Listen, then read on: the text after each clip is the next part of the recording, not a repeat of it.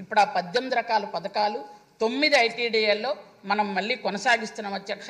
కాబట్టి అందరూ కూడా ఆ పథకాలన్నీ తీసుకోవాల్సిందిగా కోరుకుంటూ ముందుగా చప్పట్లు కొట్టి నన్ను కూర్చుని పోమని చెప్తున్నారు అధ్యక్ష. థ్యాంక్ యూ 18 పథకాలు ప్రారంభిస్తున్నారు అధ్యక్ష. ఎందుకంటే ఆ 18 పథకాల్లో ముఖ్యమైనవి ట్రైకార్ లోన్లు అధ్యక్ష, వ్యవసాయ రంగానికి పనికొచ్చినటువంటి పరికరాలు అధ్యక్ష. కాబట్టి అలాగే స్కూల్ పిల్లలు చదువుకోవాల్సినటువంటి అంశం కూడా ఉంది అధ్యక్ష. కాబట్టి ఇవన్నీ కూడా మళ్ళీ పునరుద్ధరణ చేస్తున్నామని, అలాగే చివరగా జీవో నెంబర్ 3 ఏదైతే ఆ రోజు మాట ఇచ్చారో, లేదు సార్, జీవో నెంబర్ 3 ఏదైతే మాట ఇచ్చారో ఆ రోజు పాదయాత్రలో మన యువ నాయకులు లోకేష్ గారు మాట ఇచ్చారు, అలాగే ముఖ్యమంత్రి చంద్రబాబు నాయుడు గారు కూడా దాన్ని పరిశీలిస్తామన్నారు. ఎందుకంటే జీవో నెంబర్ 3 సుప్రీంకోర్టులో కొట్టేసేటప్పుడు ఆయన దాన్ని చోద్యం చూస్తున్నట్టు చూశాడు అధ్యక్ష.